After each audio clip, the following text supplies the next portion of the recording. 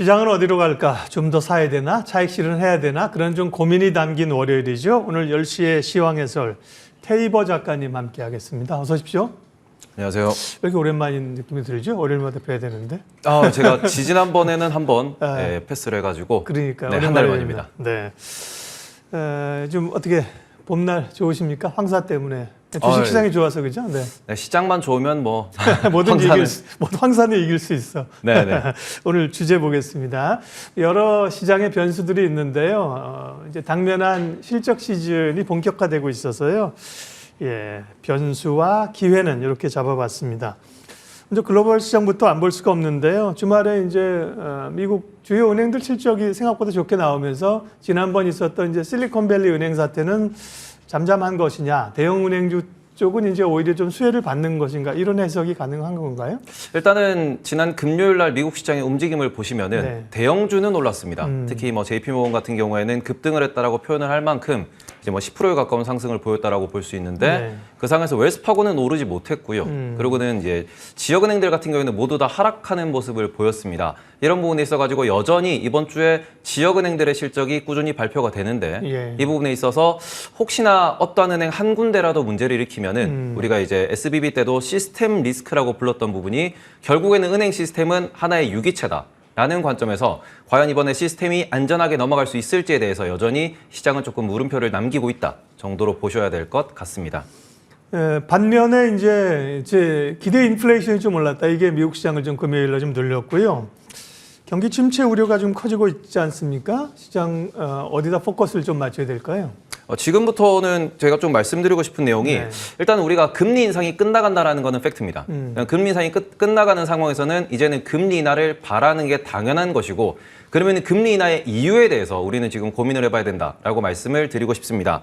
일단은 금리 인하 이유가 경기 침체라고 해서 경기 침체 때문에 금리 인하를 한다 그러면은 아무래도 시장은 조금 하락하게 될 것이고 여기서 인플레이션이 잡힌다라는 의견으로 금리 인하가 된다고 하면은 네. 시장은 좀 더 상승을 노릴 것이다. 말 그대로 경기 상태, 체력이 얼마나 되느냐에 대해서 실적이 얼마나 잘 나오냐에 대해서 시장은 조금 관찰하려는 모양새를 보일 수밖에 없다라고 네. 좀 말씀을 드리고 싶고요. 지난 주말에는 자네옐런 재무장관이 이제 상업은행이 대출을 감소시키고 있다. 이것 때문에 추가 금리 인상은 필요가 없다라는 의견을 피력하기도 했습니다. 근데 이 부분에 있어가지고 지금 해석하기로는 양방으로 좀 나뉘는 게 정치적인 발언이다. 혹은 경제를 바라보는 발언이다. 이런 식으로 좀 나뉘고 있는데 크게 보면은 내년에 대선이 있습니다. 대선 직전까지 정부가 조금 어떻게 보면은 금리를 낮게 가져가고 싶어하는 이런 의견에 의해 가지고 좀 발언이 나올 수도 있다라는 해석도 있고요. 반대로는 인플레이션이 어떻게 보면은 경기 침체로 좀 빠르게 꺾일 수 있기 때문에 이것 때문에 금리 인하를 시사했다 혹은 금리 동결을 시사했다라는 부분도 있는데 결국 이번 주에도 그리고 앞으로도 경제 데이터라든지 실적을 보면서 경기 침체냐 아니냐 인플레가 끈적하냐 아니냐에 대해서 계속해서 좀 지켜볼 수밖에 없고 시장은 한동안 좀 변동성이 커질 수밖에 없다라는 점을 집중하면서 투자하셨으면 좋겠습니다. 물가가 잡혔기 때문에 이제 금리를 내릴 수 있는 환경이냐, 경기가 침체되니까 고육지책으로 내려야 되느냐, 뭐 사실은 같은 현상이면서도 굉장히 다른 결인데 문제는 뭐 시장에서 금리 내리라고 하는데 연준은 금리는 안 내린다는 거잖아요 지금. 네, 연준 같은 네. 경우에는 계속해서 말을 하고 있는 게 네. 지금도 이제 물가가 끈적하다라는 네. 표현을 쓰고 있습니다. 근데 이 부분에 있어서 저희는 4월 첫째 주에 있었던 이벤트도 다시 한번 생각을 하셔야 되는데 네. 오펙이 감산을 발표했습니다. 근데 그 이후에 지금 국제유가가 살짝 떠가지고 WTI 기준으로 $80 위에서 거래가 되고 있는 중입니다. 그런데 이 부분에 있어가지고 이게 좀 더 올라가면 어떻게 될 것이냐. 미국 현지에서도 휘발유 가격이 갤런당 이제 $3 정도 선에서 $3 중반대까지 올랐다. 그리고 이게 더 올라간다라고 하면은 실제로 그로 인해서 기대 인플레가 오른 이유도 있고요. 인플레가 올라간다라는 심리가 자극되면은 이 부분은 연준이 불편해할 수밖에 없을 것이다. 네. 그렇기 때문에 어떻게 보면은 지금은 전 세계적인 글로벌 정세까지도 미국 인플레에 집중되어 있는 모양새이기 때문에 이 부분에 있어서 에너지 가격도 잘 보셔야 되고요. 그리고는 또 지난 금요일 날 소매 판매가 급격하게 꺾였다라는 표현도 나왔습니다. 그런데 또 해석하기에 따라서 에너지 가격이 3월에는 좀 떨어졌기 때문에 소매 판매가 꺾인 것이고 이거는 전체를 봤을 때는 좀 안정적인 뭔가 좀 소비 감소로 이어지고 있다. 인플레가 떨어지는 모양새다라고 해석하는 분도 계시기 때문에 네. 지금은 핵심은 에너지 가격에 의해서 인플레가 꺾이느냐 안 꺾이느냐 이런 부분에 조금 집중하고 있다라고 보시면 좋을 것 같습니다. 어느덧 지수는 이제 2,600 목선까지 왔어요. 테이버 작가님의 시황 최근 흐름이 어떤지 궁금해요. 왜냐하면 사실은 죄송하지만 뭐 매일 방송하시는 걸 제가 팔로우를 못해서 저희 방송 오실 때 이제 가졌던 제가 이제 느낌은 약간 어쨌든 조금 박스권 내지는 조금 부담스러운 박스권으로 보셨는데 최근에 이런 강한 상승세인데요. 최근의 뷰는 어떠세요? 네. 일단은 저는 제가 처음에 제가 1월이었죠. 여기 왔을 네. 때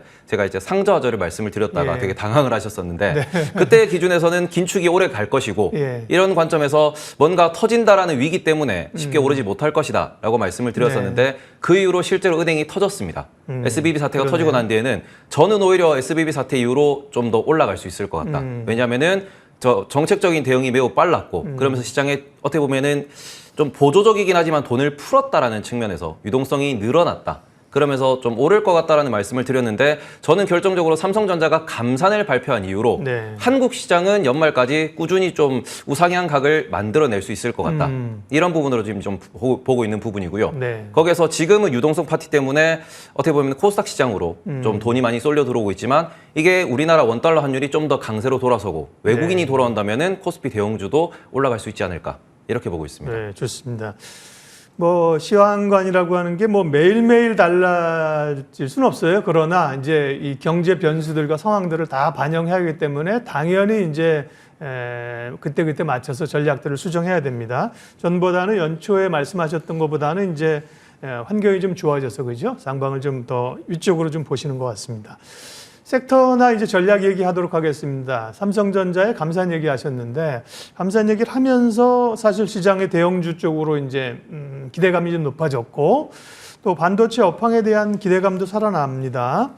다만 TSMC마저도 실적이 부진했다 이런 뉴스가 있었고요. 뉴스를 좀 체크하면 반면에 반도체 현물 가격이 또 돌아섰다 이런 반가운 소식도 있습니다. 조금 뉴스가 좀 혼재되어 있는 국면인 것 같습니다. 반도체는. 일단 반도체가 지금 돌아섰다라고 얘기하는 그 반도체는 DDR4. 네. 그러니까 말 그대로 저희가 지금까지 꾸준히 주력 상품으로 수출했던 부분이 이제 가격이 반등을 했다라고 하는 것이고 네. 앞으로 우리가 지켜봐야 되는 것은 DDR4는 결국 점점 생산이 줄어들 수밖에 없습니다. 세대 교체 기간이기 때문에 이 이후에는 DDR5가 얼마나 생산되고 그게 얼마나 확대되면서 수출량이 늘어나는가. 이것이 실질적인 삼성전자와 하이닉스의 좀 상승을 만들어낼 수 있을 거다라고 좀 보셔야 될 것 같고요. 그런 부분에서 DDR5 생산량과 수출량의 증가에 대해서 앞으로는 저희가 뭐 데이터에서 조금 확인을 하시는 게 투자할 때 조금 도움이 될 것 같다라고 말씀을 드리고 싶습니다. 네. 그래도 뭐 DDR4 이제 앞으로의 차세대는 DDR5입니다만 DDR4 지금 어쨌든 팔리고 있는 것들의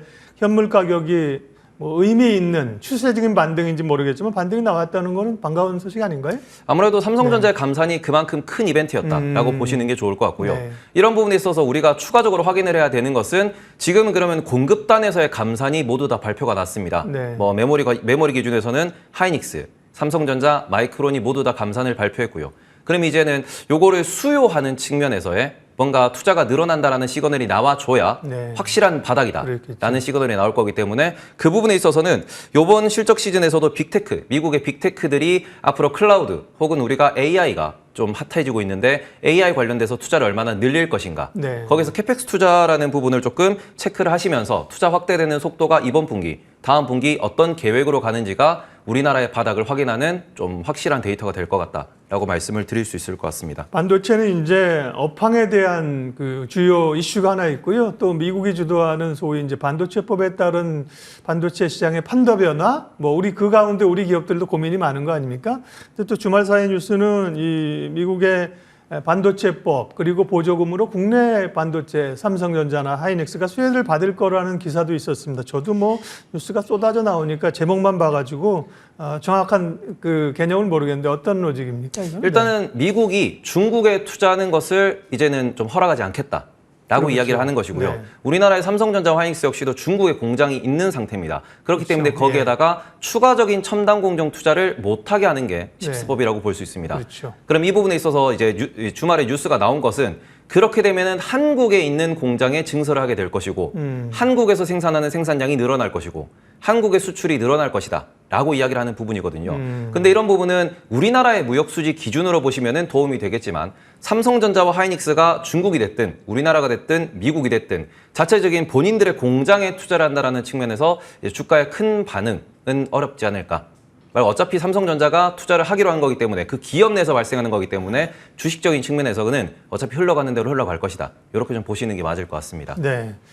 오늘의 주제 1분기 실적 시즌 본격 시작입니다. 삼성전자가 이제 포문을 열었고요. 전반적으로는 뭐 실적이 안 좋잖아요, 그죠? 물론 조금 미세한 그 이익 추정치들이 조금 개선된다는 뉴스는 있습니다만 전반적으로는 안 좋을 텐데요. 그 가운데서 이제 상대적으로 그래도 실적이 선방하는 기업을 찾아야 되는 게 실적 시즌의 과제이겠죠.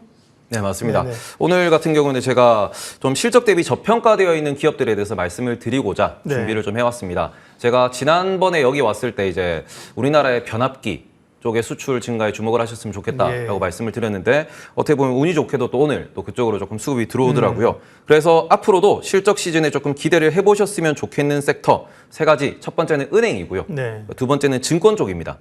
그리고는 세 번째는 미용기기 쪽으로 준비를 해왔습니다. 네, 말씀하신 이제 전력 장비 뭐 이런 쪽에 오늘 굉장히 이제 뭐 강한 흐름들이고요. 오늘은 이제 은행, 증권, 미용기기인데 시장에 어떻게 보면 핵심 섹터들은 아닙니다, 그죠? 네. 다들 뭐 반도체나 자동차나 바이오, 헬스케어, 2차 전지를 보고 있는데 그러면 은행, 증권 이런 쪽 금융 쪽이 실적만 보면 1분기에 그러니까 실적 대비 저평가되어 있다. 네, 특히 은행 같은 경우에는 2월 달에 조정장이라고 부를 수 있는 약간의 하락장에서 좀 많이 빠진 편이고요. 네. 3월에 은행 위기가 나오면서 규제에 대해서 걱정을 하면서 좀 시장에서 많이 소외를 받았었습니다. 그런데 지난 금요일 날 기준으로 외국인이 좀 크게 매수라는 경향을 보였고 예. 특히 우리나라의 4대 금융지주 같은 경우에는 규제에 있어서 혹은 지금의 위기에 있어가지고 조금은 걱정을 덜어도 된다라는 이런 분석이 많기 때문에 네. 어떻게 보면은 바텀피싱 느낌으로 접근을 예, 해보실 예. 수 있다라고 말씀을 드리고 싶고요. 증권주 같은 경우에는 최근에도 뭐 다들 아시겠지만 거래량이 엄청나게 많이 늘었고요. 신용잔고가 많이 늘어난 상황이기 때문에 1분기 깜짝 실적에 대해서 혹은 2분기 깜짝 실적에 대한 기대감이 조금 있다라고 보셨으면 좋겠습니다. 예. 그리고는 미용기기 같은 경우에는 어떻게 보면은 우리나라에서 꾸준하게 K-뷰티 라고 하면서 지금까지는 화장품에 많이들 집중을 하시는데 실제로 수출 물량이 늘어나고 숫자가 찍히는 쪽은 오히려 미용기기 쪽이다. 라는 부분에서 최근에 뭐 실적 추이라든지 실적 발표 때 주가 움직임 이런 걸 조금 공부해 보셨으면 좋겠다라고 말씀을 드리고 싶습니다. 네, 은행, 증권, 미용기기, 의료기기 이런 쪽입니다. 근데 지금 말씀하신 거는 실적과 관련해서 주가가 좀 저평가되어 있었던 올라올 가능성이 있던 약간 그 저점 매수 구간이지. 소위 이게 이제 시장의 주도주 성격은 아닌 거죠. 예, 뭐 주도주라기보다는 지금과 같이 어떻게 보면은 성장이 조금 어려운 상황에서 우리가 연초부터 2차 전지가 올랐던 이유는 성장이 없는 시대에 성장을 한다라는 그렇죠. 측면으로 올라왔는데 네. 이 부분에 있어가지고 2차 전지가 지금은 조금은 과하다라는 평가를 받을 만큼 많이 올라가 있다 보니까 그러면은 그 다음에 실적 대비 저평가되어 있는 기업들의 수급이 오를 수 있다라는 그런 어떻게 보면은 한 가지 전략이다라고 보시면 좋을 것 같습니다. 그럼 이제 오늘 말씀하신 관심 섹터 가운데서 우리 또 저점 매수 전략의 또 선수이신 우리 테이버님이 오늘 두 기업을 소개를 해주실 건데 말씀해 주세요. 네. 첫 번째는 제이시스 메디칼이라는 기업입니다. 네. 우리가 이제 피부과에 가시면은 포텐자라고 하는 그런 프로그램이 있습니다. 기기를 이용해가지고 피부에다가 이렇게 약을 주입하는 이런 것인데요. 이 부분 같은 경우에는 꾸준하게 지금 수출 실적이 증가하고 있고 최근에는 중국을 진출한다라는 기대감에 중국 진출에 대한 실적이 어떻게 나올 것이냐에 대해서 조금 고민이 되는 기업입니다. 그리고 이런 부분에서 기기 같은 경우에는 우리가 반도체도 마찬가지고 아니면은 2차 전지도 마찬가지고 장비 업체는 일회성 매출이 크다. 라는 좀 편견이 있는데 네. 이런 부분에서 제이시스 메디칼 같은 경우에는 기기 매출이 한 40~50% 정도 차지하고요. 그리고는 부품 매출도 40%대를 차지하기 때문에 꾸준하게 이익이 날 수 있는 기업이다라는 측면에서 조금 공부를 해보시면 어떨까라고 싶어서 소개를 해드리게 됐습니다. 소모품을 계속 이제 소비하는 네. 거죠. 네. 그 다음에 또 한 기업은요. 네. 또 한 기업은 증권주 중에서 제가 최근에 좀 찾아보다 보니까 네. 키움증권이 아무래도 대표적인데 그렇죠. 키움증권 같은 경우에는 최근에 좀 주가가 많이 미리 상승하고 있는 상태더라고요. 그래서 찾아보다가 이제 이베스트 투자증권이라는 곳을 제가 소개를 해드리고 싶은데 다들 아시겠지만 이베스트 투자증권은 조금 중소형 증권사입니다. 그리고 최근 주가가 그저 바닥에서 돌리고는 있지만 여전히 약한 모습을 보이고 있습니다. 다만 증권주 전체가 턴어라운드 할 수 있다는 기대감과 그리고는 올해 아마 좀 이슈가 될 것 같은데 대주주의 지분 매각 이슈가 있습니다. 현재 대주주가 사모펀드인 상태인데요. 이 지분을 이제 좀 처분해야 되는 상태이기 때문에 이 상황에서 현재 관계사라고 볼 수 있는 LS에서 지분을 인수해 갈지 아니면 다른 곳에서 또 이 지분을 또 매각을 하게 될지 이런 부분이 하나의 쟁점이 될 수 있기 때문에 공부를 좀 해보시면 어떨까 싶어서 가져와 봤습니다. 저점 매수 이제 바긴헌터의 전형적인 우리 테이블님 모습입니다. 말씀하신 것처럼 거래 대금이 늘어난다. 증권주잖아. 그럼 기본적으로 키움증권인데요. 네. 이베스트 투자증권 같은 경우는 뭐 사실 그렇게 보면 오른 게 없네요, 그죠? 네. 그런 점을 노리고 얘기하신 겁니다. 제이시스 메디칼이나 이베스트 투자증권 두 기업 말씀하셨는데 주가 좀 차트 좀 보여주시고요. 이런 경우는 이제 아까 말씀하신 것처럼 사실 막 2차 전지처럼 막 주도주는 아닙니다. 그러면 이제 대략 목표가는 이제 어느 정도 좀 설정하고 상승 밸류를 어느 정도 설정하고 트레이딩을 하면 됩니까? 일단 제이시스 메디칼 같은 경우는 여전히 실적이 성장하고 있는 중이기 때문에 네. 일단은 영업이익률이 계속해서 지금처럼 나온다라는 가정하에는 수출 실적이 꾸준히 늘어나는 동안은 꾸준히 조금 우상향을 즐기실 수 있는 네. 그런 좀 주가로 좀 보실 수 있고 네. 이베스트 같은 경우에는 지금 현재 이제 작년 혹은 재작년 대비 반토막이 나 있는 상황입니다. 그렇기 때문에 그런 부분에서 좀 대주주 지분 매각 이슈와 함께 이게 부동산 PF에 대한 걱정이 좀 정상화된다라고 하면은 그럼 이 부분에서 조금 좀 상승을 했을 때 저는 목표가를 지금 한 7, 8천 원 정도 잡고 있는 상황이기 때문에 네. 그런 부분에서 여전히 실적이 늘어나면은 배당이 정상화될 것이고 배당이 정상화된다라고 했을 때의 목표 주가를 이제 배당률 기준으로 계산을 좀 잘 해보셨으면 좋겠다. 이렇게 말씀을 드리고 싶습니다. 네, 꽤 높게 잡으셨습니다. 목표가는 타겟 프라이스는 늘 말씀드리지만 여러분들이 기준점을 제시하는 거예요. 보통 뭐 증권사들도 목표가 제시하는 게 다음 주에 간다는 게 아니고요. 증권사는 한 6개월 정도 통상 1년에서 6개월 정도를 선행하거든요. 지금 말씀하신 것도 기업에 따라서 장기적인 밸류에 따라서 그 정도를 보는구나 이렇게 참고하시고 투자자는 투자자 입장에서, 트레이더는 트레이더 입장에서 참고하시면 되는 겁니다. 오늘 10시의 시황에서 1분기 실적 시즌을 맞아서 상대적으로 저평가된 기업은 어디냐? 그 얘기를 했습니다. 테이버 작가님 함께 해주셨어요. 고맙습니다.